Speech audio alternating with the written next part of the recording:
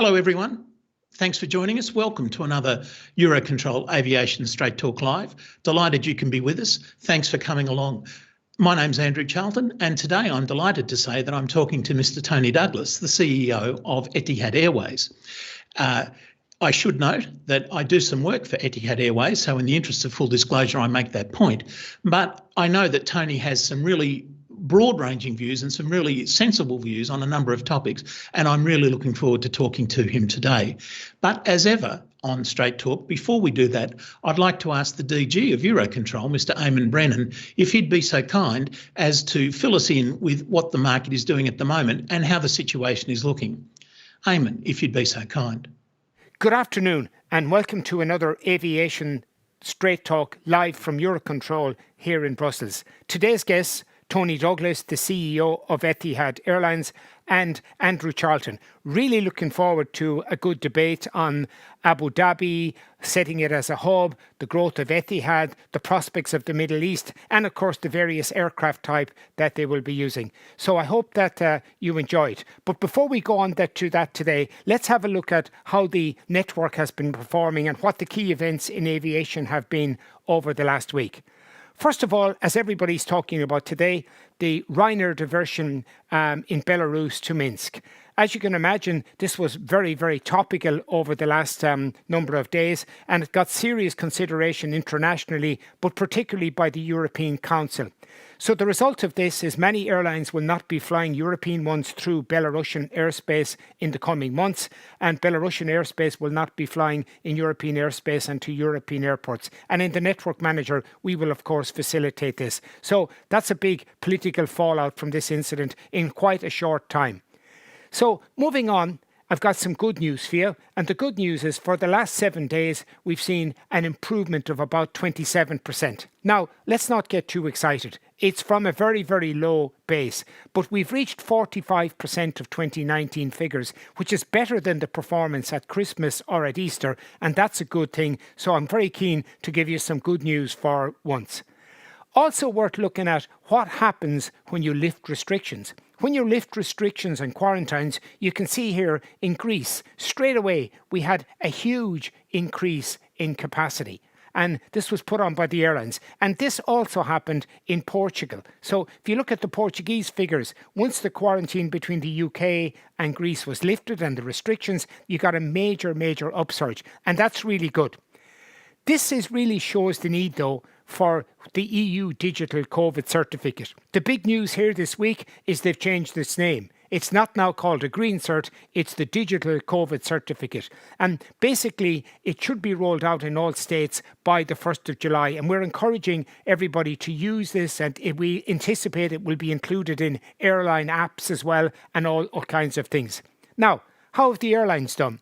It's been a difficult week. Look at the 25th of May. Largest airline in Europe, Turkish Airlines, driven mainly by domestic operations. But return of Ryanair, return of EasyJet to the top 10. And this is brought about by the travel to Portugal and the travel to Greece. And we expect to see Spain, Malta, others open up in the next number of weeks. And we're really looking forward to this. On a worldwide basis, what's worth looking at, of course, is that Europe is still the worst affected region in the world for performance. Middle East down minus 44%. The United States, a little bit of improvement to 29% reduction. And China plus 6%. And, you know, we don't expect long-haul operations to the Asia-Pacific to resume realistically until November, and to Australia it may be in the new year. So we do expect to see the North Atlantic getting going, UK to USA, perhaps in second half of June, late June, and then from the rest of Europe in July. So we're optimistic about the North Atlantic, reasonably optimistic about June, July and August in the European holiday network, and then let's see how things evolve. Hopefully, as vaccines roll out, things will improve. Last week, we issued our forecast for the next 4 or 5 years, right up to the end of 2024. Really nothing different than what we said before. The forecasts have been generally very accurate, within about 1%.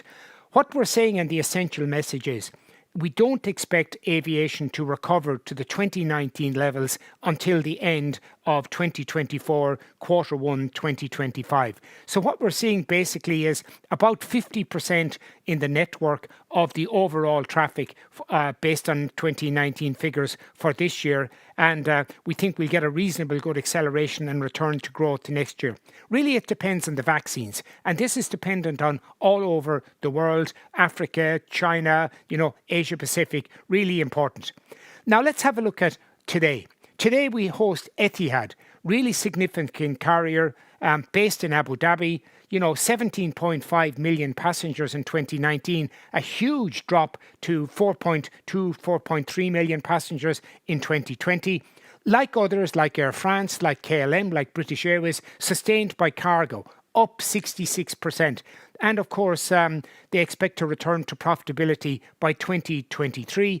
And of course, you have got this super initiative with the 787 Greenliner testbed, which is going really well. So I hope you enjoy everything today with Tony and Andrew. I'm really looking forward to it. But just before I go, I want to mention that we have coming up before the summer, Luis Felipe de Oliveira, and of course, John Slattery from GE. And both these will be really excellent. Luis will give us an outline of Airports Council International worldwide, and John will look at it from a manufacturer's point of view. So enjoy everything today. Thank you.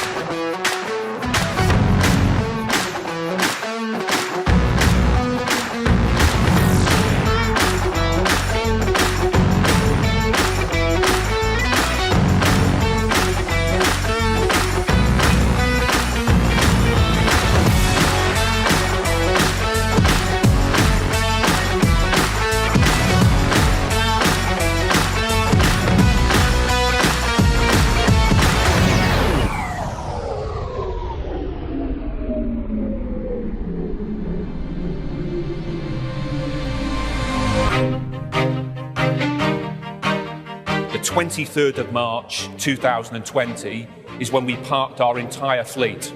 But what we did from the next day is we started designing our Etihad wellness proposition. Etihad today is the world's first commercial airline to operate with 100% vaccinated crew and cabin crew. How critical is a vaccine passport to getting confidence in all the travelling public back on these planes? Some form of wellness certification will be part of the way forward. In the same way visas used to be issued as a rite of passage. The greatest asset that Etihad has is its amazing people.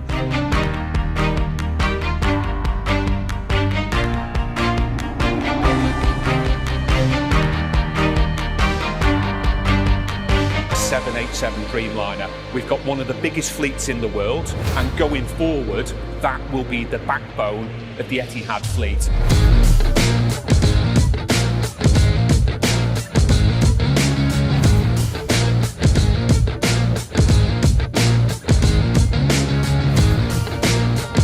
Can you see a profitable Etihad?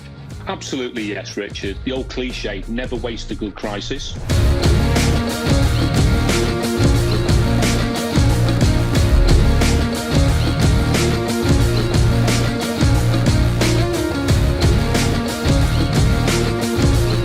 We believe it's the most efficient aircraft that's in the skies today. It's about acknowledging that a test bed that can allow many of these separate initiatives all to be joined together on the Greenliner to try and find ever more innovative ways in allowing that target of complete carbon neutrality by 2050. At the moment where we're at is probably 2023, when we ever get back to 2019 numbers. I don't think any of us expect that the worst is over yet. However, I for one am a natural born optimist.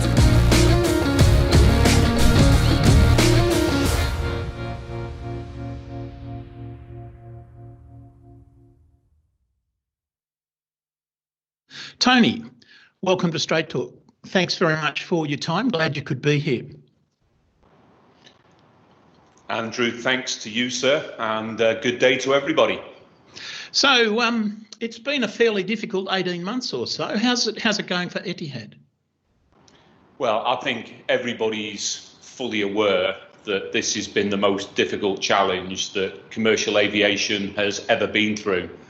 And it's been difficult for everybody, obviously Etihad included. And I think we're starting to get used to the ambiguity of this, because almost every day the situation changes as a result of travel restrictions, easing in some places, becoming more restrictive in others. But we remain optimistic because, of course, there is a huge pent-up demand for us all to get back to the joy of normal travelling, to see our family, our loved ones, to enjoy leisure, and, of course, the social interaction in a business environment that we all miss as well. So I guess there's an optimism that underlies the current situation. But the balance with all of that is there's every chance that this will continue for the foreseeable future. Indeed. Could we have a quick word, if I may, about the travel restrictions you referred to? Were you disappointed that the UAE was not allowed entry into the United Kingdom, was kept on the red list, even though India wasn't for a very long time? Look, I think the travel restrictions that have been put in place all around the world have been in the main for good reason. It's an attempt to, of course, slow the transmission of this pandemic. And, I think it's fair to conclude some countries have been faster than others in the way in which their policy has been set out in that regard. This week within Abu Dhabi, we're absolutely delighted that on the green list that allows people to come into Abu Dhabi without restriction, the United States of America has been added to our green list. Germany has been added to our green list. Spain has been added to our green list, as well as Azerbaijan, Kazakhstan, and also Moldova. The UK was already on our green list if you are travelling from that incredible country to this incredible country. So I guess in one sense, yes, on a personal level, I'm somewhat disappointed that there is still a travel restriction for us here in the United Arab Emirates going back to the UK, given the fact that we're of the highest vaccination per capita in the world. This has been particularly well managed, in my opinion, here in the United Arab Emirates. And I just hope that on one of the forthcoming revisions of the green list that the UAE will be added to where I believe it rightly belongs. So do you see the future as traffic lights or colour coding or whatever for the foreseeable future? Or do you think the vaccinations will eventually get us there?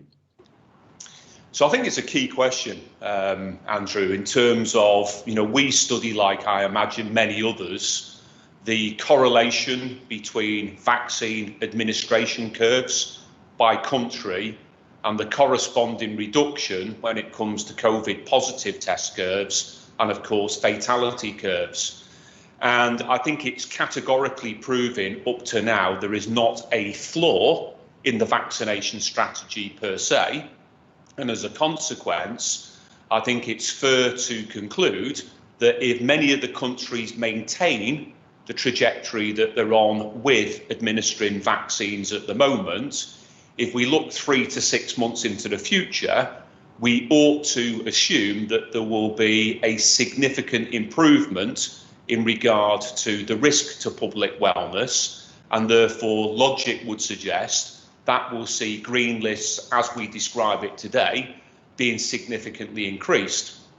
But with that in mind, it's certainly our opinion, and I know again with many others within the industry, that a form of electronic travel pass will ease the way in which our wellness status will be attested. We, like a number of others, have been trialling the IATA travel pass. We've been trialling that on all of our North American services out of Abu Dhabi.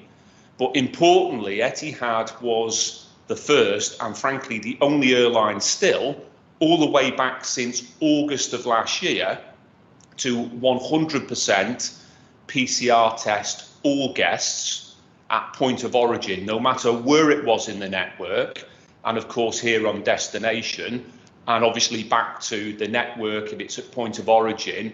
It gives assurance for the transfer passenger.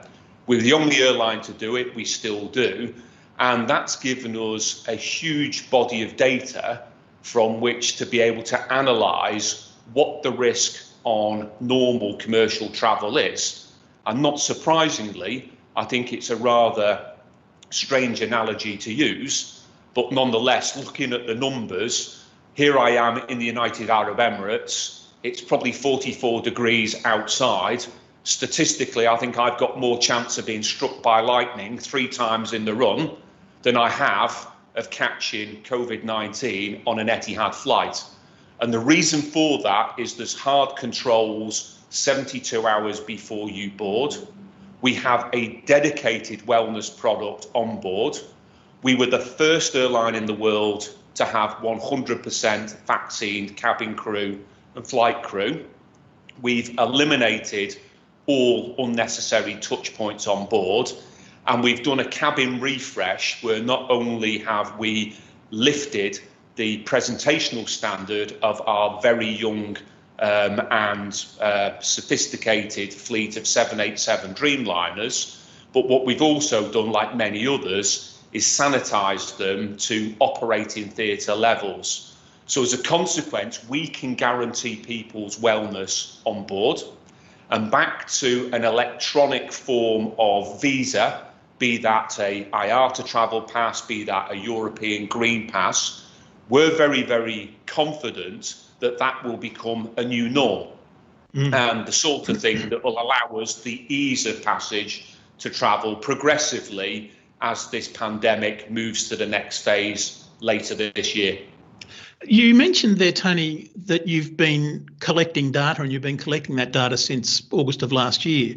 What I don't see around the industry, though, is that sort of data being made available and analysis being made to help push forward the argument that we know a lot more about this than at the moment everyone seems to think we do, and we've got all this data. Why is the industry not using the data that it has, do you think? Well, I think there's probably a number of components in the answer to that, Andrew. I think, first of all, as I've commented, because we're the only airline that have been doing it at point of origin, no matter where you are, it's linked to the PRN number on the ticket. So you simply can't board an Etihad flight unless you've got an attested PCR and or vaccine approval. Because many other airlines don't have any form of tracking currently in that regard, I think the body of data is probably simply unavailable. Okay. But what does it tell us? It tells us that 99.52% of everybody that's travelled with Etihad since last August has done so COVID-free. It tells us categorically, if we reverse out what was the profile of countries that contributed to where we saw spikes, which was predominantly the Indian subcontinent last year and some of the Levant countries, you got to 0.015% of people who were testing positive between point of origin and point of arrival. Hence the comment before, statistically, it is way and above the average of any of the countries that are currently publishing the national statistics. And the reason why I confidently go out there and say, in a well-managed environment, the ability for us all to be welcomed back to the joy of travel with commercial airlines, if it's contained within a digitised form of reference of one's PCR and or vaccine status, that will almost certainly be the next stage of the rocket, so to speak, when it comes to moving us on from the challenges that we've seen over the last 16 months. So where do you think the industry will be 5, 10 years from now? How do you think it will look? Will it look like it did in 2019? Another really good question, Andrew. I guess we've all been looking at forecasts. I remember back to last March 2020, when we regrettably had to temporarily ground our fleet. And at that stage, the consensus was probably from late 2022. Most of them, the median was in 2023. And there was one or two outliers into Q1 of 2024. And I'm referring to both, key analysts, airlines, and, professional followers of our industry. That was the kind of, range of recovery back to 2019 passenger numbers.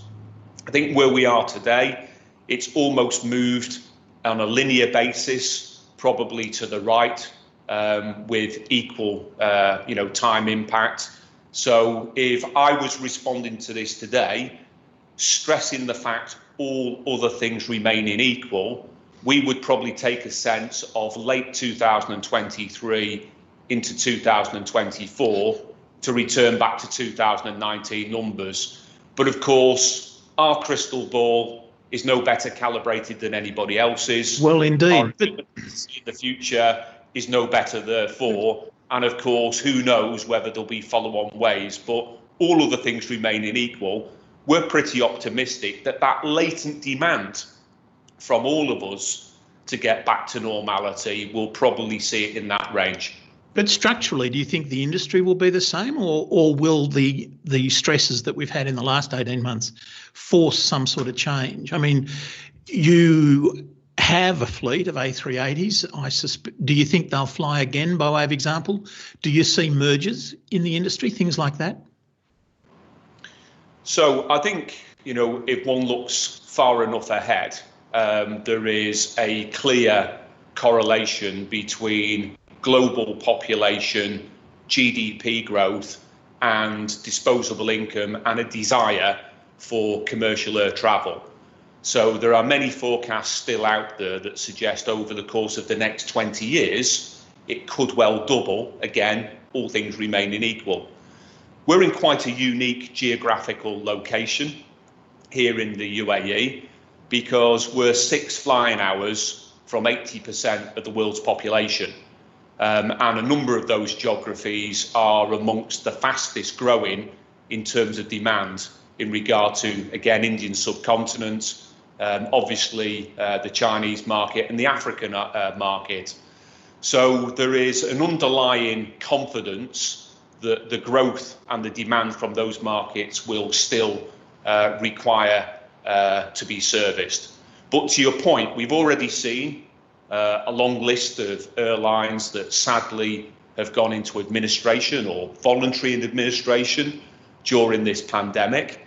And I think it's realistic to assume that that list may get longer before we come out of the other side.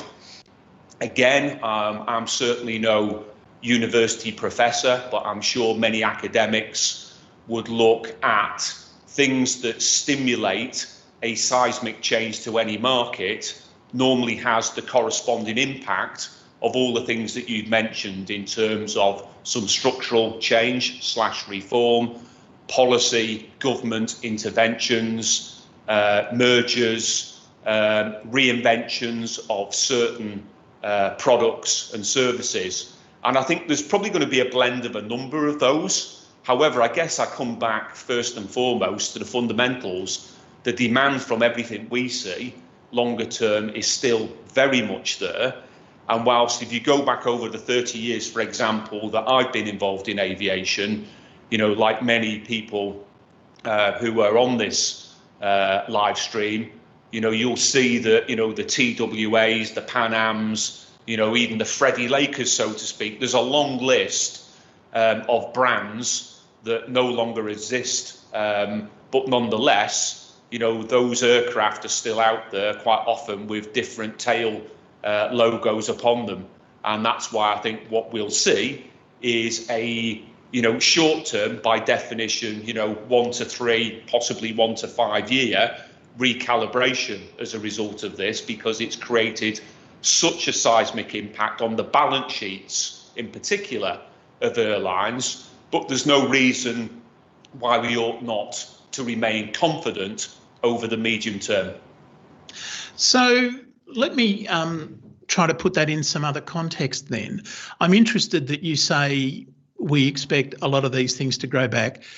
Yes, there have been some. I don't think it's such a terribly long list of airlines, to be frank. But the weekend shenanigans in Belarus highlight again, don't they, the national nature of aviation and the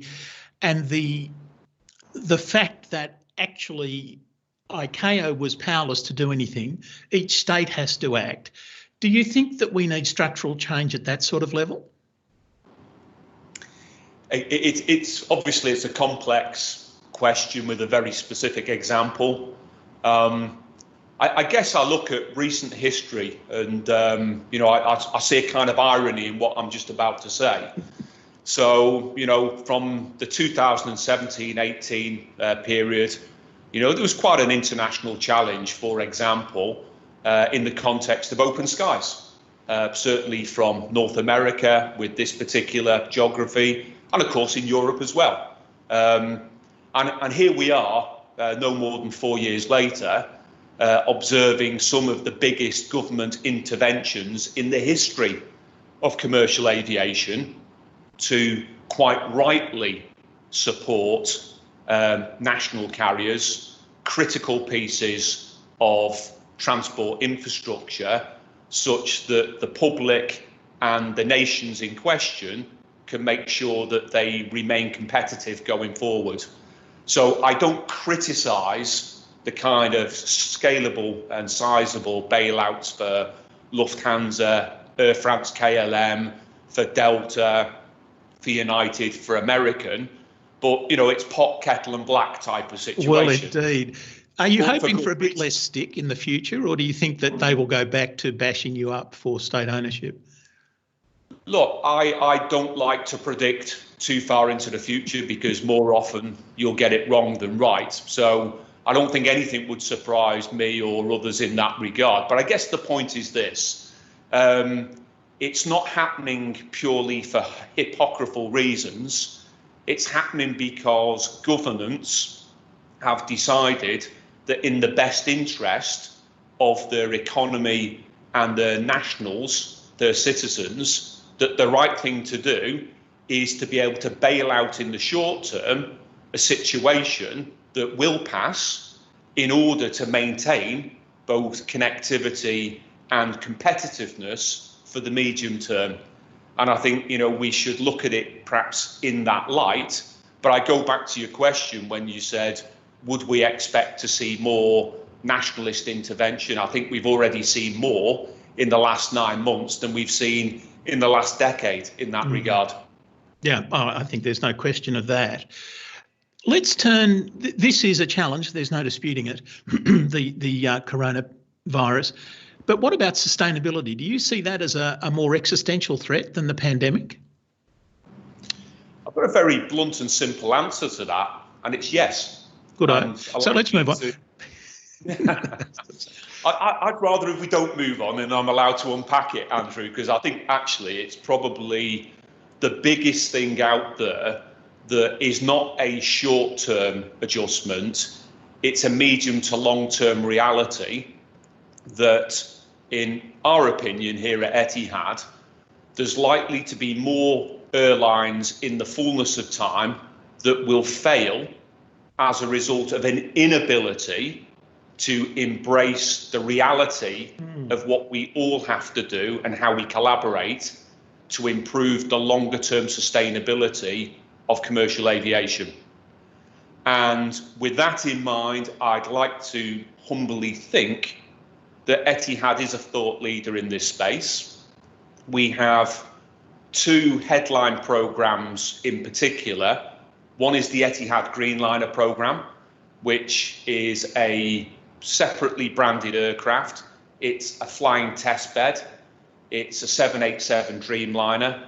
and we work in collaboration with obviously Boeing and General Electric, but also many other organisations, big and small, to put all manner of different experiments into optimising the performance of the aircraft and the reduction of its emissions. We've got a second aircraft, which is our eco demonstrator. It's also a 787 Dreamliner, and with a number of different partners on that one, including NASA. And some of you might think that I've pronounced that slightly incorrectly, so I'll go back and say it again. The North American Space Agency, NASA. That famous brand of shirt manufacturers, that must be the most branded shirt in the world, NASA. I think you're absolutely right, and I think the incredible things they've done through the passage of history is the reason why that brand stands out the way it does. But I come back to that as an illustration. There's no copyright on bright ideas when it comes to sustainability. It might be people who are as globally acknowledged in innovation and technology as NASA, all the way through to small SMEs that can bring innovation. What we're trying to do is provide platforms for those innovations to be trialled upon. And therefore, if I come back to your question, Andrew, I think increasingly aviation's biggest challenge will be for those airlines that have been able to step up and to put together those many small innovations, because there is no silver bullet for obvious reasons out there, to preserve aviation going forward, because it has got a sustainable platform to build off. And in the interest of time, I'll limit the examples I'm using because we've got a very long list of them. But on the Dreamliner, we hold the world record for long range flying with 50% sustainable aviation fuels. We're big on working with a number of fuel companies in particular on hydrogen or e-fuels. We've done an awful lot on optimised flight planning in terms of continuous descents and the many other aspects of being able to reduce fuel burn and obviously then carbon emissions as a consequence. We've put a huge amount of effort into the elimination of single-use plastics, weight reduction in general, optimisation of flight procedures and protocols, and the list goes on and on and on. But I guess the punchline is this: going forward, we're probably going to see more pressure from governments and regulators. That means that those who haven't been a thought leader in this space will probably end up penalising themselves. And I would argue, quite frankly, rightly so. So you are, Etihad is well at the forefront in terms of SAF and so forth. Do you think that aviation fuel should be taxed? So I think, again, it's a question that people understandably pose on a regular basis. And I guess particularly now, I struggle with the concept of it, because at the very moment when the industry requires bailing out, and my earlier comment, what so many governments are doing all around the world to do so, the idea of taxing at the very point when you're bailing out is quite frankly ridiculous in my opinion. And, you know, the old cliche, the analogy of the carrot and the stick, I'm a firm believer that rather than using the stick, i.e. tax, quite often to get everybody suitably motivated and incentivised to go on a long-term journey, a long-term commitment, as important in this, one's better off in starting with the carrot. And the carrot for me is more in the space of incentives. And, you know, I observe with great interest, you know, even the incoming Biden administration has already introduced policy that will look to present incentivisation for progressive use of SAFs, sustainable aviation fuels, to the point where it could impact anything between $1.5 to $2 per US gallon for those people who get into the 50% overall emission reduction space. So I think back to timing, it's everything in business. Some would argue it's everything in comedy as well, to put a lighter-hearted comment into play. But the timing for the stick is not at the point where the industry is reeling from the biggest challenge that it's ever had in its history. Now's the time for the carrot to incentivise, motivate, and get people on that journey. And that's really the call out I would put to regulators and policy setters, because again, perhaps naively, but certainly humbly, it seems to us just to be common sense. So what about offsets? Do you think offsets are going to, therefore, do you think offsets are going to be an important part of the framework as we go forward? I think it's a component, and I think it's a short-term stepping stone. It's clearly not in its own right, in any way, a long-term solution. So, for example, our green liner, we've carbon offset it for the whole of 2021 by buying into a forestry programme in Tanzania. And that's allowed us to offset this year around 70,000 tonnes of CO2. And therefore, we've used that as a short-term means by which of contributing to our broader sustainability agenda, and in particular through the green liner, which is the test bed that I referred to earlier.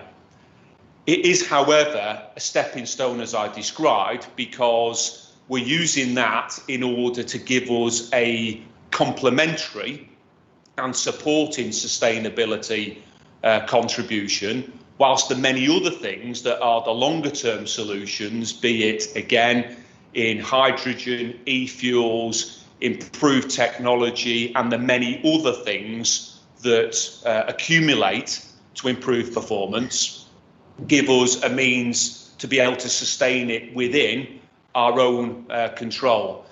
And I think we're very lucky because we're dealing with 787 Dreamliner in particular. We've got one of the largest fleets in the world, and those, aviation geeks amongst us would know the performance difference between a 787 just in its vanilla form compared to the previous generation of aircraft of similar size and scale. I'm an engineer by background. Decades ago, if something was giving 2.1% performance improvement on a generation, it would probably deserve a lap of honour and 3 cheers. To give 21% improvement over a previous generation, and that's what 787 Dreamliner does, is a giant leap in the right direction, but it's nowhere close to the destination, hence the responsible acts of sustainability programmes like the Green Liner and the Eco Demonstrator. And again, if I go back to my earlier comment that there's no copyright on bright ideas, it's really calling out to anybody out there who's got what they believe to be something that contributes the quote unquote genius idea. There's at least somewhere to take it to in order to experiment with it and bring it in combination with many other components that will contribute to us getting better at getting better. And I think that's the challenge that's out there for all of us. And the last comment perhaps on this as well, it's a fun challenge. This is one of those ones which, it plays for those amongst us who love to squeeze out every last tiny drip of performance. And in the world of aviation, let's face it, that's what it's always been about. Yeah, well, indeed. You briefly mentioned hydrogen there, and I read with interest the other day that the UAE, perhaps even Abu Dhabi itself, is launching a project looking at hydrogen and its potentials. Do you see hydrogen as the future? Again, I think it's clearly one of the standout opportunities. There are others, but hydrogen, I think, is the standout one. The Abu Dhabi National Oil Company, ADNOC, and also Masdar, which is the sustainable city here in Abu Dhabi, are both putting a huge amount of investment into developing e-fuels in general. And obviously hydrogen is a key component within that. We're working in collaboration with them as Etihad, back to our sustainability programs that I referred to, but also with Shell in this regard. We see that obviously, like SAFs in general, there is a prohibitive price point currently in place. And therefore, what we have to do is to engage in a way that allows us to find opportunities to get the performance benefit first and foremost, from which things can be scaled up in a way where the price can then, inshallah, come down in an appropriate way. But it then gets me back to the carrot and stick. You know, the idea then of certain policy setters saying the T word, tax, is a solution, particularly at this time, is something I would openly challenge. Because if we're looking at more sustainable long-term solutions such as hydrogen derivative fuels, it's all about how you get the bridge of incentive to get enough scale involved in it to then drive the competitive cost of it down. And I think that's the cycle that the e-fuel hydrogen derivatives are currently in. And we're very excited by that, I have to say. Right. Moving on, although perhaps not much, you also mentioned that you're looking at optimised flight paths, continuous descent, etc. That throws us into sort of back into the conversation about nationalism and ANSPs. And how do you see the relationship between the airlines and the ANSPs? And we're struggling in Europe with trying to modernise and reform the system. Do you think that's a struggle worth the having? I think it's definitely a struggle worth to having. It was all to have. And again, probably a poor analogy to use, but let's face it, many of the flight paths that are in place today are almost like Roman roads. They were designed... No, they're not that straight, actually, the flight paths. They were designed an awful long time ago, when what was travelling upon them was by definition completely different. You know, the average range of aircraft when many of those flight patterns were originally designed, of course, is a fraction of what they're being deployed for today. And of course, the volume for sure was probably way beyond anybody's wildest dreams back in the day. So again, you know, the Roman roads analogy, it's almost like country lanes.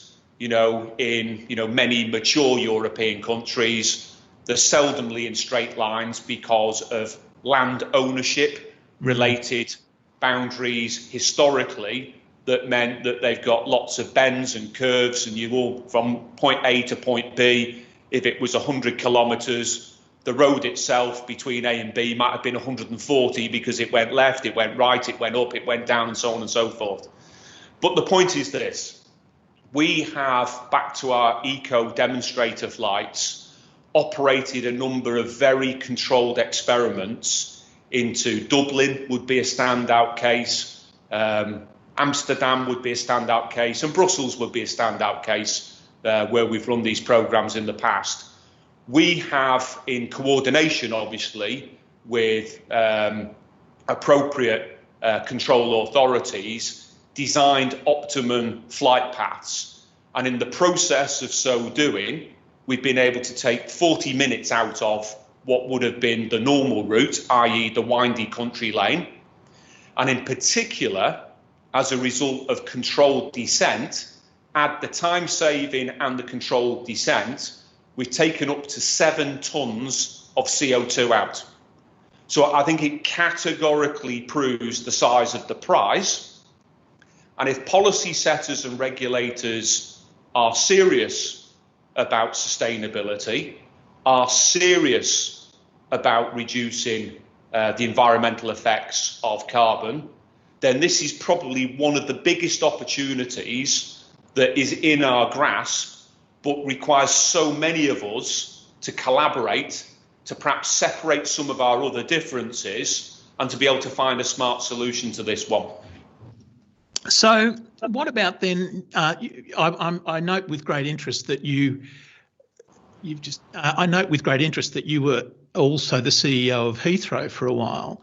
How do you see the relationship then between that other end of the ecosystem, the airports? The airports have really been struggling recently, and think all this state aid has come into airlines, but there's been no trickle down. How do you see the future for airports? Well, as you rightly mentioned, Andrew, we're all part of an end-to-end process. The travelling public, our guests, experience the touch point from curb to curb, of which we, the airline, is a big part of that overall experience, but not exclusively the curb to curb, end-to-end part of it. Efficient airports, back to sustainability, is really important, and there was always challenges in terms of many of the constraints on movements at Heathrow that played into that, and also back to air traffic control, as we referred to earlier. But of course, what we're talking about with airports is infrastructure assets which are capital intense, and therefore most of these businesses have sizable balance sheets. Quite often, sizable balance sheets require servicing, because of the debt profile perhaps. And as a result, it's not surprisingly to see, just like commercial airlines, so many of the airports now are under great stress. And those assets, many of which in countries were historically government owned, and then perhaps moved through privatisation processes, many governments are stepping in to support them because they are nationally critical transport assets. And I think we would all accept there are almost no examples that any of us could think of a successful economy that hasn't got quality transport infrastructure. And therefore, in the same way that we've observed government step in, as I've mentioned with airlines, I think supporting airports in some places is equally important. And so, do you think let me start that again. Obviously, Abu Dhabi is an amazing airport. You're just down the road from Dubai, another amazing airport. Do you see competition at an airport to airport level, or is all the competition driven by you versus Emirates? So I think, first of all, in Abu Dhabi, we're very liberal when it comes to competition. We welcome it. For example, some people may not be aware, we have Wizz Air Abu Dhabi operating freely out of Abu Dhabi now. Again, I'm not in any way trying to be even mildly provocative about the hypocrisy of some of the open skies related historical challenges, but not many people, I would imagine, from a national standpoint, would want us as Etihad operating out of their country.